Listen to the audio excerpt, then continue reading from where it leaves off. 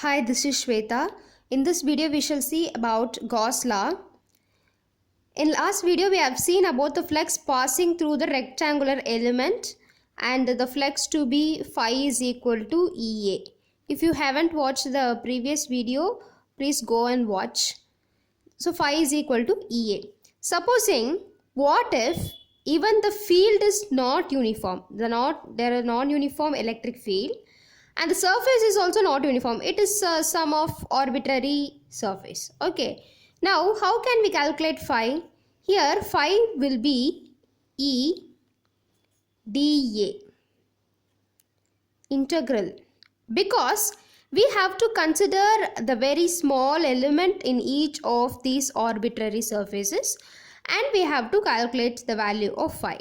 Suppose if this arbitrary surface, it is a closed surface, then it will be phi is equal to integral over closed surface E dA.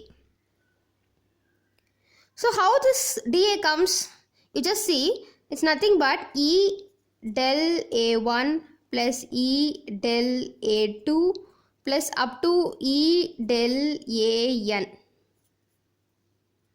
Because this del A1 is the small area that we consider.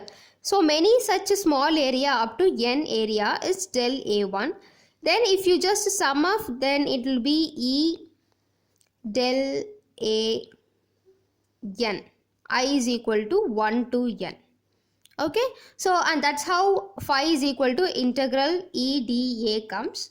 Okay. Now we shall move on to Gauss law. Here, with this formula, we are going to arrive at Gauss law. Okay. Just consider as point charge, a unit positive charge.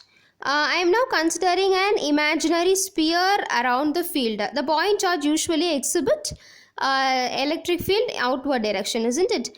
So I am just considering an imaginary sphere. Remember that. So what will be the flux passing through it? We shall automatically write the flux to be phi E equal to, and it is an imaginary sphere, it is a closed surface. So integral over closed surface E dA. Okay. So now how we can write this? E dA, and this is dA area element, it is a vector. So dA vector will be E dA cos theta.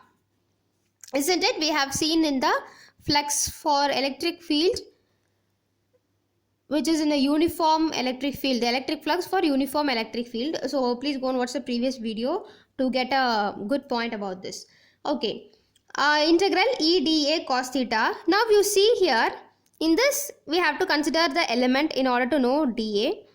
If I am considering an element any place, for example at this place if I am considering, this is dA. So how is the electric field and dA?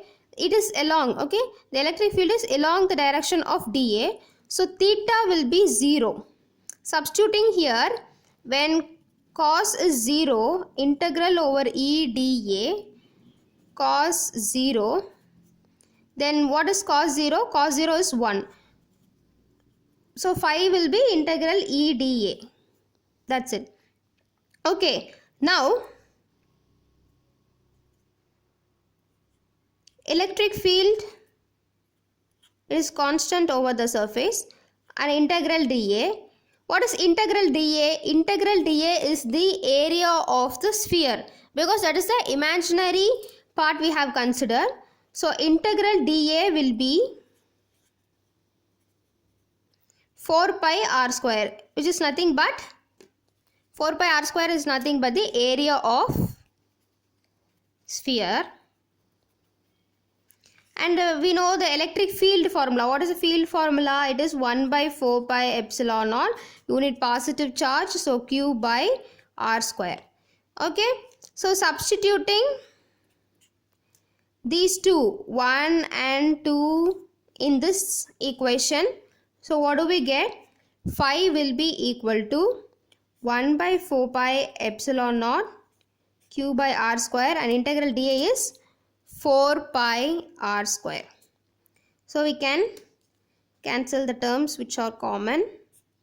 4 pi r square, it gets cancelled. So it will be phi equal to q by epsilon naught. Therefore, we arrived at the Gauss law. So this is Gauss law, and this Gauss law holds good even for arbitrary surfaces, not only an regular imaginary sphere or an regular well-shaped element, but also for an arbitrary sphere like this. Suppose the charge is here and the arbitrary surfaces are here, and this Gauss law holds good even for this arbitrary surfaces. So we can write as phi e will be equal to q enclosed by epsilon naught. So this is Gauss law. Thank you.